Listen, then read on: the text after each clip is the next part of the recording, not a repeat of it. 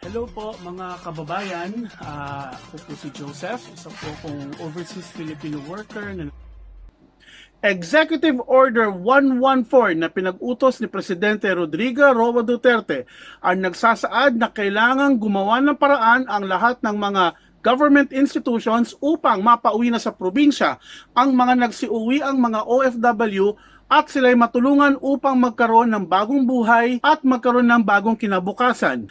Nang dahil dyan, full force po ngayon ang Philippine Economic Zone Authority sa pagbigay ng mga referral at karampatang tulong sa ating mga returned OFWs upang sila ay makapagsimula muli. Ang mga returning OFW po ay mabibigyan na po ng pagkakataon na maging mga entrepreneurs on their own by opening their own economic zones and establishing their own OFW cooperatives na siyang magpapatakbo ng economic zones ng mga bagong bayani. Makakapanamayan po natin ngayon si Brigadier General Charito Plaza, ang Director General ng Philippine Economic Zone Authority upang ibahagi sa atin ang good news na nag-aantay para sa ating mga OFWs. Paano nga ba makakatulong ang mga economic zone? Makakasama rin po natin sa talakayang ito si Binibining Marcia Sadicon, Pangulo ng Ako OFW, na siyang gagabay sa ating mga OFWs na pauwi upang sila ay makakuha ng tulong at suporta mula sa Philippine Economic Zone Authority. Ito po si Joseph Rivera ng Reformed OFW Initiative presenting Director General Charito Plaza ng Philippine Economic Zone Authority para sa ating mga OFWs. Our OFWs, I miss you all, our PDP Laban and our President Duterte supporters in Qatar and in the Middle East. And of course, sa lahat ng OFWs, kami po ay nagsisikap dito sa Philippine Economic Zone Authority dahil nakasama kami sa Executive Order 114 tungkol sa Balik Probincya Program ni Pangulong Duterte at ni Senator Bongo, no? Nakalagay doon sa EO 114 that we have to spread the creation of special economic zones so that we can provide job and livelihood opportunities not just to our but to every Filipino, no? At dahil ang nakasaad na sa Balik Probinsya, dapat ma-decongest na yung Metro Manila, pauwiin na natin ang mga taga-probinsya na nandito sa Metro Manila at sa mga malalaking lungsod na hanggang ngayon ay nakikipagsapalaran pa rin at wala pa ring asenso, kaya dapat umuwi na lang sila. Kasama na doon yung ating mga OFWs, no, dahil sa nangyaring COVID-19 ngayon. This has affected the world economy. So napakaraming mga industriya, mga kumpanya na magsasara na, nagde-declare ng bankruptcy, no. So inimbita ng ating pamahalaan na umuwi na lang kayo mga OFWs. Kaya nagiging challenge ito sa buong pamahalaan ni Pangulong Duterte, lalo na kami sa PEZA kasi kailangan na ma-prepare na natin yung mga economic opportunities, ma-prepare natin yung mga job opportunities, tsaka livelihood opportunities kasi paano naman kayo uuwi kayo sa probinsya, wala pa ring trabaho, no? Nagkakandahirap pa rin tayo, no? Lalo na ngayon, kami dito sa Pilipinas, because of COVID, lockdown yung mga probinsya at takot na takot yung ating mga LGU na magkakalat yung COVID, no? Kaya very strict po yung mga areas na kinonsider na ECQ, no? Na dapat talaga stay at home, no? Walang maglalabasan. Napakahirap naman sa ganyang sitwasyon. Okay lang kung lahat may trabaho, no? May pangkain, yung mga panggasto sa araw-araw na pangangailangan. Karamihan, hindi ganun eh. I am happy na we have 406 economic zones, vertical and horizontal. And then we have 4,506 companies registered with PEZA. And we have 1.6 million workers directly employed working in our ecozones and industries. Joseph, sa mag-11 weeks na tayo na under COVID crisis, no? There were only 5 yung suspected of COVID. But at the end, so we call them PUIs, PUMs, no? Persons under investigation, persons under medication. Okay. So at the end, they were found negative. 0 death sa ating 1.6 million workers, 406 economic zones, 4,506 companies, 0 death. That's why we are very proud to say that in our ecozones, among our 1.6 million workers, we are COVID-free.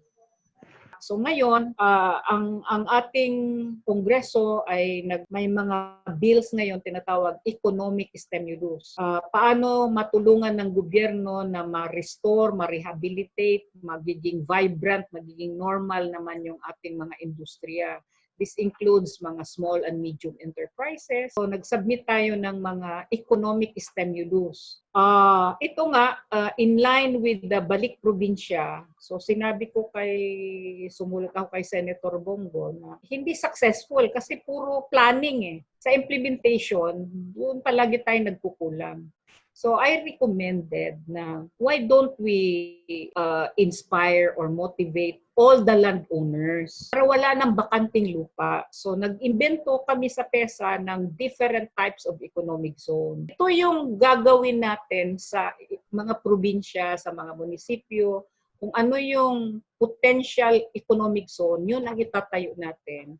And then attract the investors to bring their capital, no? To bring their technology, to create jobs and livelihood. Kaya ang mga OFWs ay we expect na uuwi na tayo para hindi na tayo magsiserve sa ibang bansa, siserbisyohan natin mismo ang ating sariling bansa.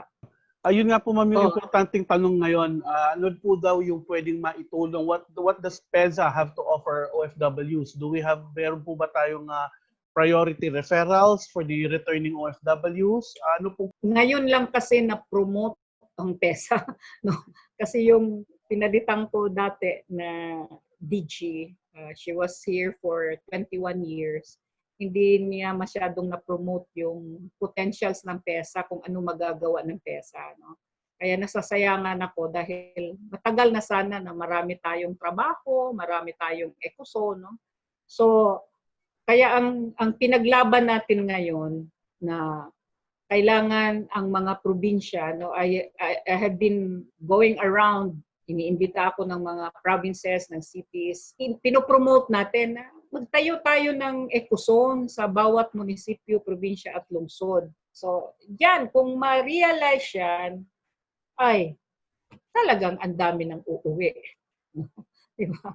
Ang dami ng uuwi sa ating bayan.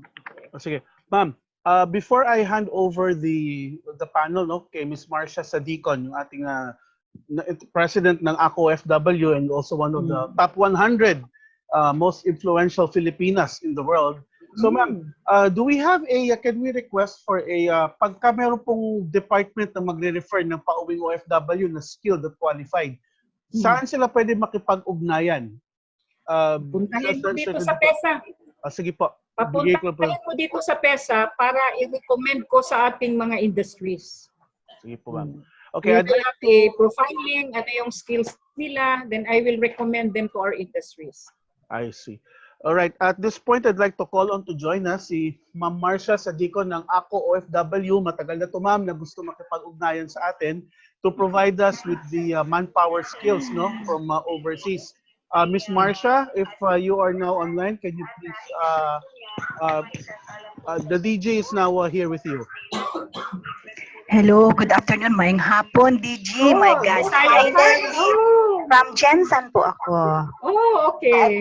I've been wanting to meet you since mid last year. Oh, all right. Ang So video mo, welcome. madam. Ma'am, ito na po yung question ni Miss Mars. Tatlo lang naman po ito, ma'am. Firstly muna, pwede daw po ba makapag-commit ang PEZA to assert a certain percentage, no?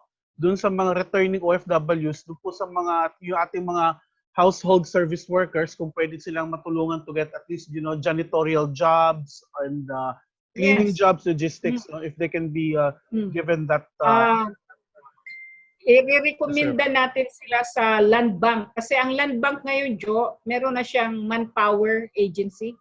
No?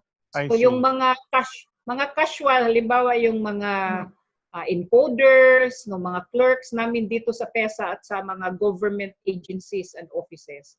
Land bank ang kanilang provider ng mga workers up to janitorial. No? So lahat yung mga clerical, mga na hindi nangangailangan ng mga skills, civil service eligibility, but skills. So, doon natin sila i-recommenda sa land bank. Kasi ang land bank ngayon ang nag-provide ng workers sa different government agencies. Pero pag professional sila, civil service, etc., pwedeng direct dito sa PEZA. Kasi kailangan yung mga permanent staff naman or employees ng PEZA, kailangan may mga technical experts, no, mga license, mga civil service eligible, yan ganun ka-stricto ang ating gobyerno, ang ating civil service. Hindi pwede dahil malakas ka kay DG, maski hindi ka eligible, maski hindi ka wala kang skills, ay pwede kitang gawing chief of staff or okay. Parang may naalala ko doon. May educational background. Oh, yun. Miss Marcia, I think online ka na ulit. Can you ask your second and third question na? Oh yes, the second question naman po is ito po, from where you are now, DG, what possible industry, as you have mentioned a while ago, that you are coming up on inviting investors. So, mga anong klaseng industry po kaya ang maaaring maidagdag natin sa eco zone na hawak nyo ngayon so that ako OFW could maybe help you in the job matching okay. sector? That's a good question. Lahat po ng klase ng industriya ay kailangan nating imbitahin. Dahil naiiwanan na po tayo, no? Naiiwanan na po tayo. Mukha nga po. Ngayon ano ba ang type of economy ang Pilipinas, no? Based on our environment, our resources. We are basically an agricultural economy. That's why nag-create tayo ng agro-industrial ecozone. Ang dami po nating natural resources. So, para ma-utilize properly and responsibly ang natural resources, kaya nag-create tayo ng different types of ecozone para yung mga klase ng mga industriya, kung ano yung resources sa lupa na yan. Pina-inventory ko yung lupa ng buong Pilipinas. Ang lupa ng Pilipinas is composed of 30 million hectares. Ang lupa natin, 30 million hectares. We have resources, the raw materials. What we need are industries to bring their technology and make these raw materials into different finished products.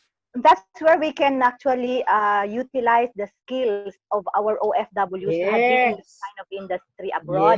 So parang transfer of technology, but we have to just provide them the avenue where they can share that technology. Ang nangyayari po kasi, most of our OFWs, they are not so much aware of this eco zone.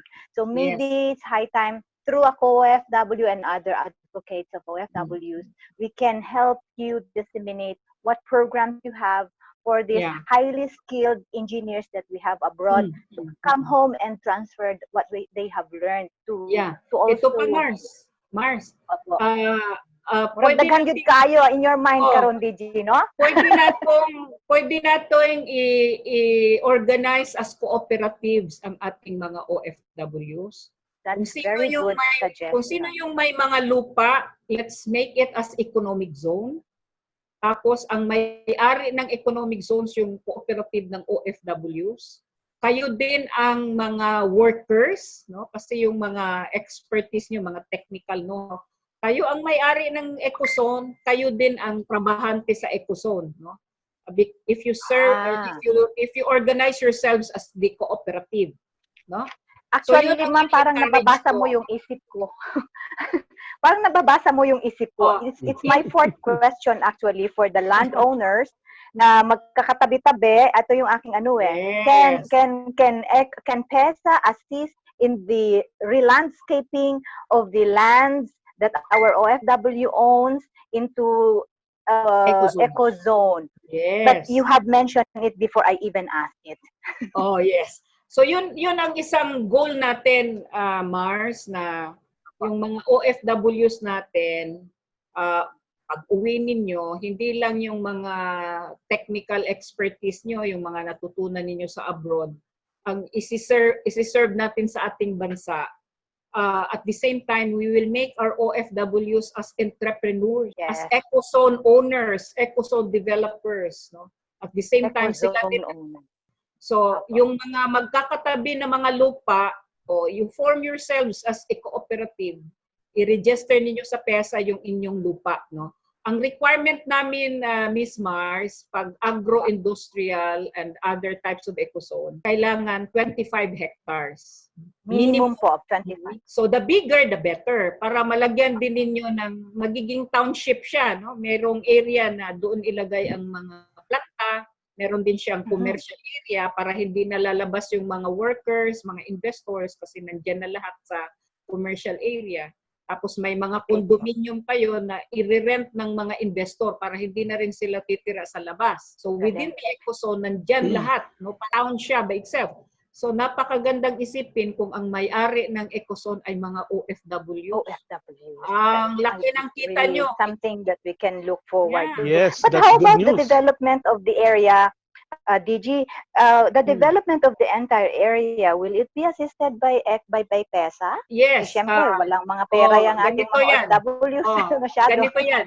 Pag na-approve na namin yung lupa na ecozone, no, titingnan namin ano ang mga infrastructure requirements. So, kailangan merong mga kalsada, di ba?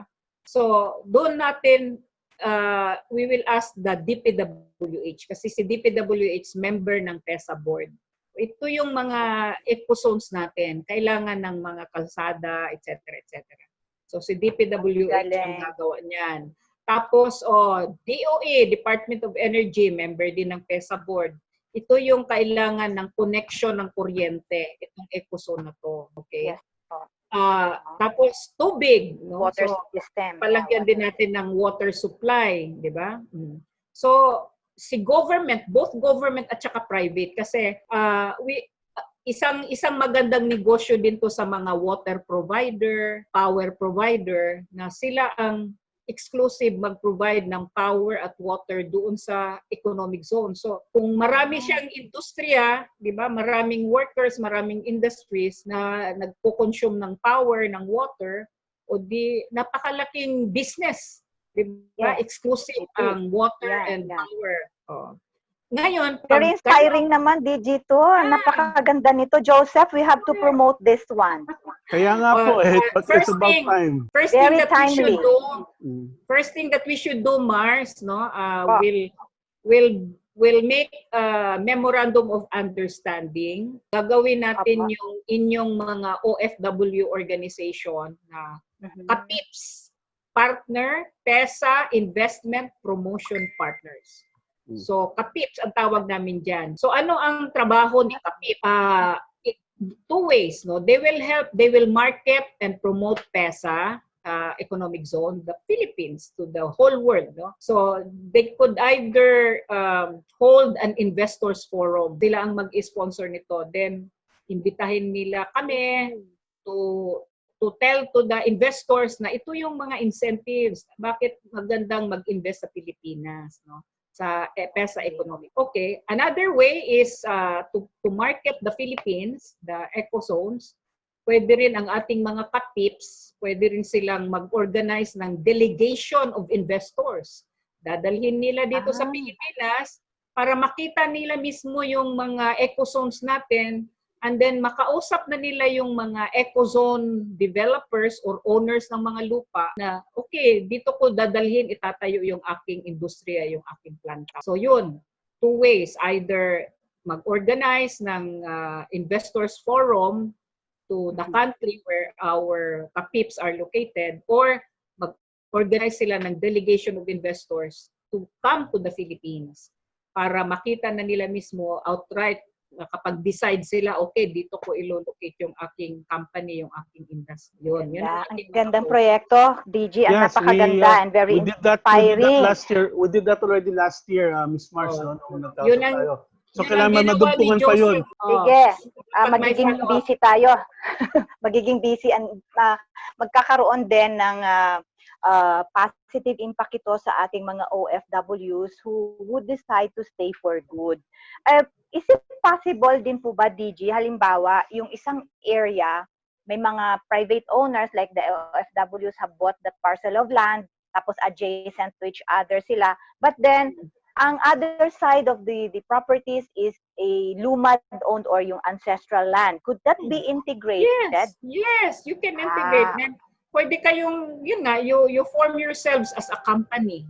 Lahat ng landowners adjacent. You form yourselves as a company, you register it with SEC, no?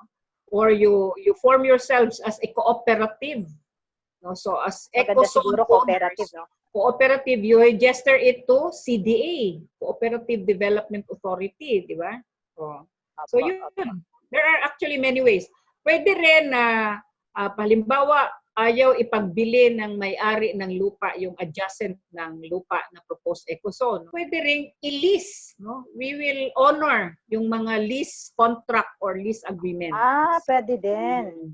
In fact, yung ating mga foreign investors, we allow 100% foreign-owned, no, to invest here. Ang ating constitution kasi, hindi pwede yung mga foreign na mag-aari ng lupa. So we can allow them to lease our land, private or public land, up to 75 years. But there's another way, Ms. Mars, kung meron silang Filipino partner, so yung foreign at saka Filipino partner, 60-40 rule. Yung kanilang joint company, 60% owned by Filipinos, 40% owned by foreigners, no? Okay. Pwede silang bumili ng lupa kasi karamihan ng owners ng company are Filipino. But that should be under the PEZA, yung sa ecozone project. Hindi, unlike the other, yung ibang klaseng pagbili ng, okay. Correct. Exclusive for PEZA policy itong sa ecozones, itong 60-40 that they can buy. Yes. Is there a clause na hindi nila pwedeng ibenta naman yung kanilang 40% to other foreigners, or they are free to sell? Pwede. Basta 40% is foreigner. Pwede nilang ibenta yung kanilang 40% to another foreigner. Basta ang importante, majority are Filipinos o 60%. DG, balikan ko lang po doon sa nabanggit mong agriculture, yung agri-ecozone, po. Kasi meron din akong, yung sa agri-farm, yung farming for the OFWs. Pwede po ba, nag-a-assist din po, does PEZA provide assistance to OFWs who wish to be in farming project? Yes. Programa po ng Department of Agriculture yan. In fact, dito sa ating COVID experience, we are encouraging na back tayo sa green revolution. Yung mga bakanting backyard natin, yung may mga lupa tayong neighboring lupa na abandonado, walang gamit. Dapat taniman natin yan ng mga vegetables, mga gano'n, no? So, para hindi na tayo mag-i-import.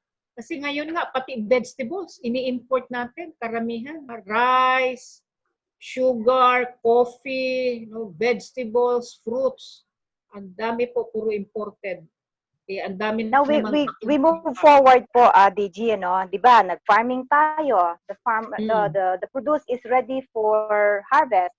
Is it possible? How can PEZA be helpful doon naman sa pag-export export kasi we are targeting exporting, Okay. di ba po? Is there a way to export the farm products that our OFW farmers was able to produce? Okay. Like direct to the That's supermarkets kasi marami tayong correct. supermarkets naman Correct. sa Middle East, Oh. for example. Programa natin din yan, Mars, no? So, sa bawat region, dapat merong international airport at saka international seaport. Tapos doon sa mga international seaport at saka airport, lagyan natin ng food terminal. So, ano ang purpose ng food terminal? Bibilhin ni food terminal yung mga products, mga produce ng mga farmers, yung mga lahat na may ibebenta na food, no? So ang mga supermarkets sa buong bansa, mga supermarkets, mga market ng Pilipinas, doon na sila bibili sa mga food terminal. Okay, I'll tell you one. Lulu Supermarket has 186 chain of supermarkets in India, in the Middle East. Meron din yata sila sa Malaysia. Do you know that Lulu Supermarket is registered with PEZA as Yes, logistics provider? Yes. So, nabigla nga ako. Akala ko magtatayo sila ng supermarket Lulu. No. Ano ang registration ni Lulu Supermarket? Logistics provider. So, anong ibig sabihin?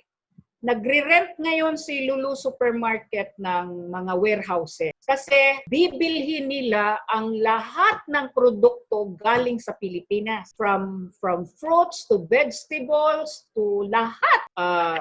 They are allocating $40 million to $100 million to buy Philippine products. Ngayon, ginagawa na nila ngayon. Limited nga lang kasi nga iilan lang yung ating international airport at saka seaport. Magastos. Halimbawa sa Mindanao, 2 lang yung meron tayong international seaport, yung Davao at saka Cagayan. No? 6 na regions yan sa Mindanao. Sa Visayas naman, Iloilo lang at saka Cebu ang may international airport, no? At saka seaport. Dito naman sa Manila, 3 lang ang seaport, sa Subic, sa Manila Port at saka Batangas. Dalawa pa lang ang airport na nagki-cater ng international flights, no? Yung sa Clark at saka sa NAIA, no? So, limited yung pagbili ni Lulu. Kasi gusto ni Lulu na pagbili nila ng halimbawa mga isda, mga gulay sa Pilipinas, fresh pa pagdating sa mga 186 chain of supermarkets. Kaya napaka-importante na may mga pantalan. Kaya nga sabi ng Lulu Supermarket, doon dadalhin ng mga farmers para itong mga supermarkets of the world, supermarkets and groceries and markets sa Pilipinas, doon sila pupunta bibili sa mga produkto. So, may mga sure buyers na halimbawa yung farmers o magustuhan ni Lulu o ikaw nang mag-supply ng lahat ng mga coconut, lahat ng mga squash. In fact, Joseph, si China, no? Sabi nung ambassador ng China, pinakamalapit kasi si China sa atin. Sabi nila, because of the population of China, they are 1 billion, mahigit 1.2 billion population ng China. So imagine the food that they 30% of the world. The food that they need to feed their people. So maski pa daw mataniman lahat yung ating lupa sa Pilipinas, kulang pa rin para sa kanilang food needs because of the big population. Kaya ang ginagawa ni China, really, ma'am, no? Yung agriculture sector dapat talaga ma-boost, no? So, samantalang ang tingin pag sinabing farmer, mahirap. Pwede naman palang mabenta nila ito ng mataas na presyo kung meron tayong food terminal sa bawat region. Ito kasi, ang nakita ko kasing problema sa atin, ang ganda natin, ang galing nating magplano eh. Bright na mga Pilipino sa planning. Pag-implement, kanya-kanya. Actually, ma'am, gusto ko lang pong i-add, no, regarding sa Lulu. When nung nandito po sa Qatar ang DTI Food Suppliers Delegation in February, headed by Yusek Abdul Gadi Makatoman, wherein tayo pong PEZA ang nag-provide ng logistical support sa delegation dito, we inaugurated the food section of Lulu. At magugulat po kayo, ang Lulu brand na vinegar, Lulu soy sauce, Lulu patis are all made Philippine-made. in the Philippines, and they are all repacked inside economic zones. And it's been really proven at that time na undersupplied po ng Philippine products ang Middle East. And so far, it's only Lulu that is gathering all the foods in the Philippines, rebranding them, and sending them here. So it would be good na madagdagan yun, makakatulong sa OFWs. By the way, Mars, Joe, actually, ang daming advantage, no? Isang advantage, by the way, yung tinatawag na GSP Plus. GSP Plus, ang meaning ng GSP is General Systems of Preference. So, itong GSP Plus, this is a benefit given by European countries and America, binigay sa Pilipinas. So, what does this mean? Lahat ng mga produkto na galing sa Pilipinas, so whether these are foreign investors or Filipino investors, basta yung produkto is galing sa Pilipinas, which has 40% local content, no? Meaning yung mga raw materials ng mga product ay galing din sa Pilipinas, no? Pag binibili sila, ine-export sila papuntang Amerika, papuntang European countries, zero VAT. Wow! Yes! Oh my So God, ito yung what an incentive! ano siya, meaning ano din siya, tariff free. So meaning walang tax pagdating sa customs sa mga bansa sa Europe at saka sa Annex. So that's a big relief, no? So Opo, ito yung sa mga exporter. hindi nagamit ng Pilipinas, no? Dapat noon pa they took advantage of this na zero tariff, no? Zero tariff. Lahat ng ginagawa, minamanufacture, pinoproduce dito sa Pilipinas na binibili ng European countries at saka US countries, zero tariff. Wala silang babayaran na customs tax, customs duty. So, dapat we took advantage of this long time ago. Ako, OFW will be your mouthpiece now. Yes, ma'am. So, yun ang ating i-apply as ecozone. Tapos kayo ang mga may-ari, kayo din ang mga workers, no? So double kita. O kayo din magiging industry, yung company. Like I'll give you an example. Meron kaming garments manufacturing, no? Yung gumagawa ng mga RTW na mga suits, no, mga ladies wear. Yung may-ari ng company nag-shift ng ibang negosyo. So, ang ginawa niya para ma-retain yung kanyang workers, nag-organize sila as cooperative yung mga workers. So, pinaparent niya sa mga workers na cooperative na ngayon yung kanyang mga makina. So, continuously, itong mga workers na cooperative na ngayon, sila pa rin ang nagsusupply doon sa mga department stores abroad, no? Sa mga ready-to-wear. Yes. So actually may mga cooperatives na tayo na ini-encourage natin na to form their own company as exporter. Exporter na sila. From workers, they are now exporters. Yung business, they are the owners as well. They are the owners of the business. Ayun po. Anyway, our time is up Thank you na rin, po. Joseph, Thank you so very much, Ma'am DG. Ingat po kayo dyan. Ako, nasa office pa man din kayo ngayon. Parang hindi usong ECQ kay Madam. Nag-virtual conference din ako sa ating mga locators, no? Yes, naka-pick in ako kanina, ma'am. Were you able to Naka-pick in ako, ma'am, kanina. Medyo late lang kasi alanganin sa oras. But I had to prepare this. So, I will prepare, ma'am. Salamat. So once again, Ma'am DG, Ma'am Mars, thank you very much po. And to all of our televiewers and OFWs all over the world, maraming salamat po. This is Joseph Rivera from Qatar and Miss Mars and Madam DG from Manila, signing out. Maraming salamat. Stay home, keep safe. Mabuhay po tayong lahat. Thank you so Thank you, much. ma'am. Thank you. Thank you, ma'am. Thank you, DG. Thank you so much for all the inputs. Maraming salamat. Stay safe.